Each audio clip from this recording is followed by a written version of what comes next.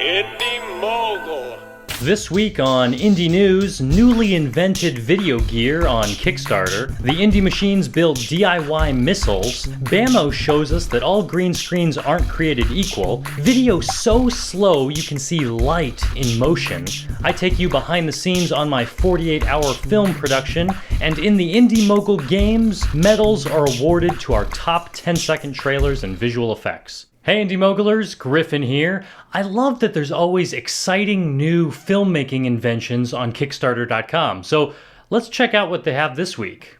I'm amazed by Solo Shot, an automatic panning device that follows you as long as you're wearing this armband. Perfect when you don't have a camera person.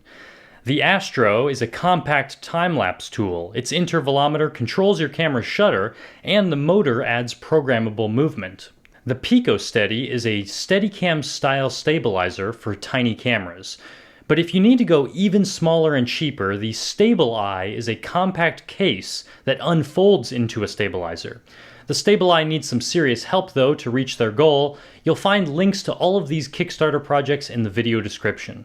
On Friday, the Indie Machines released a short behind-the-scenes video that gives us some great DIY ideas, like using plastic crayon toys as missiles. Have you ever thought about painting your room green screen green? On last week's episode of Weapons of Mass Production, Kevin Good shares his chroma key tips, including how to pick the perfect green paint. If you ever watch TED Talks, you've probably learned some really interesting things. This week I learned about fempto-photography, video shot at 1 trillion frames per second. So slow that you can witness light beams in motion. So slow that it would take a year to watch a bullet travel across the screen. If you've ever shot super slow-mo, you know that you need lots of extra light because the shutter doesn't open long. So to get these shots, researchers had to synchronize and layer millions of identical takes to generate something visible. Last week, for the first time, I participated in the 48-hour film project, and here's the understudy, the short film our filmmaking team completed on very little sleep. If you haven't seen it, you should check it out first, and then I'll take you behind the scenes through our 48-hour creative process. And stay tuned, because also today I'm announcing the Indy Mogul Games winners for 10-second trailers and visual effects. At 7 p.m. on Friday, July 27th, the organizers of the 48-hour film project announced the character, prop, and line of dialogue that all 70 Chicago teams would have to include in their 3 to 7 minute short films. Every team was randomly assigned a genre, which meant our creative process couldn't begin before the 48-hour time period. All we could do in advance was gather our gear, acquire some cool locations, and assemble a team. Aaron, our producer, invited me to direct, and assembled a production crew and cast. She also secured a couple good locations and rented access to this church, which proved useful as a workspace, and its various rooms provided a variety of settings. We had no dedicated writers, so our small crew pitched story ideas to each other until something sounded promising, which unfortunately didn't happen until 2 a.m. To establish the major plot points, I like to use this 8-step circle created by Dan Harmon. It's one way to map out a good story structure. First, establish a protagonist who has a need and goes into action. His difficult search leads him to find what he wanted, but it takes an unexpected toll. He returns home having changed as a character. That's a story. In our story, Jackie wants to become a star, so he hires a trainer, and works to prove his detractors wrong. He finally gets his chance at the spotlight, but in the story's climax, we learn he's a burlesque dancer, not an actor. And although he's not a success, he's definitely changed. Using this plot outline, we developed characters for each of our actors, and established the 30 short scenes that would make up the film. Each scene would require different locations, actors, and wardrobe, so I organized a shot schedule that would get us from start to finish as efficiently as possible. By now it was 7 a.m. Time for a quick nap, but no time to write dialogue. I explained the goals of each scene to our actors, but they improvised the specific lines, which made sense for a mockumentary. For our genre, we employed several conventions of documentary filmmakers, like nicely lit interviews on a tripod. Some filmmakers have their interview subjects look directly into the camera, but the much more common approach is for them to look slightly off camera at the interviewer. Many scenes were filmed handheld with a cinema verite style, which means it feels like reality, captured in the moment. Most films pretend the filmmaker doesn't exist, but the cinema verite style calls attention to the filmmaker's presence. We also wanted to include amateur video like many documentaries do, so we captured this opening shot with a good camera, but used automatic settings and no professional lighting. Our lighting guy Ben was able to show off his creativity in several shots, but for most scenes we wanted the action to look naturally lit, as if we simply walked into the room with a camera and nothing else. But with the powerful sun as a backlight, we needed some power to fill the front. So Ben often used this Lowell V light to fill the room, providing a nice balance to the sun. For softer, less powerful light, he used this collapsible Lowell softbox.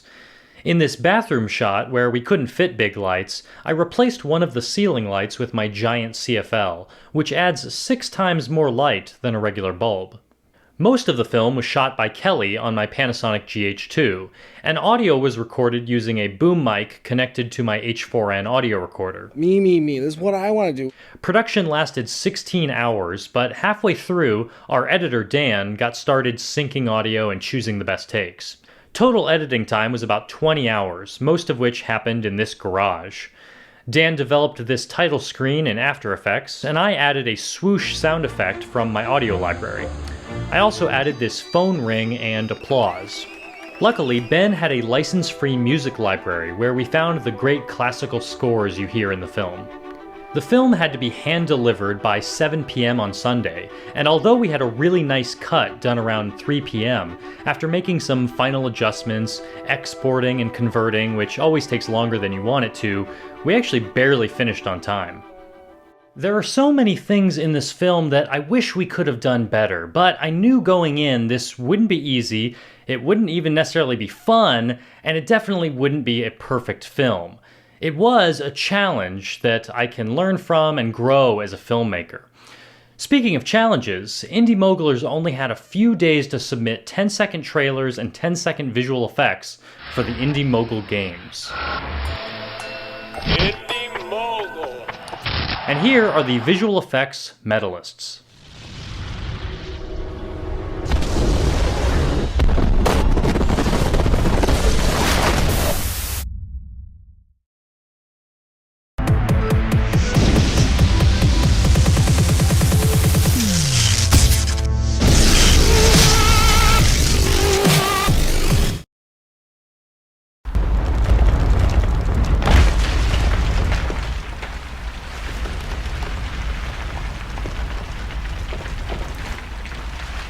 The winning VFX all looked pretty real, and their use of sound effects helped sell the visuals.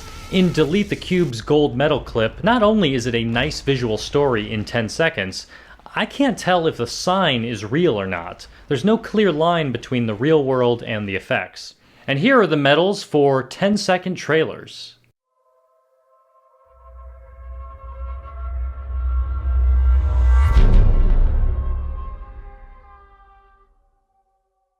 Cinematic Jesus squeezes a lot of interesting visuals into 10 seconds, and the title image alone has me interested to watch the film.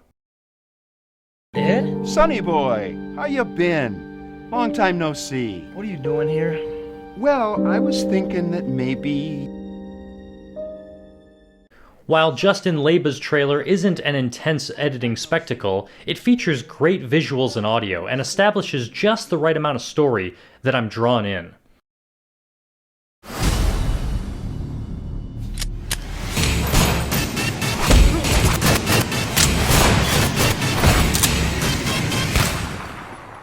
I love this trailer from Tyler 510 1982. The intense, musically timed edits make this feel like a professional ad. Even though it's only 10 seconds, it feels complete, and it definitely pumps me up to watch the full film. Tyler's action film 9 Floors is available right here if you want to check it out. And I also have all of the incredible entries we received for VFX and trailers. You should definitely watch these because I could only showcase my top 3, but that's really subjective. There's still a lot of awesome, really talented entries that I didn't show you. We still have 4 events left in the Indy Mogul Games, and I'd love for you to compete. You still have 2 days left to enter the 30-second DIY challenge, and a week left to enter stop motion, Foley audio, or cinematography. You can find all of the details for these events in the video description below, and still no one has entered Foley audio. So if you know how to make some cool movie sound effects using household items, then I want to see what you've got. On today's playlist, I have the Indy Machines DIY missiles, Bammo's green screen paint tips, and the TED Talks about ridiculously slow motion femto-photography.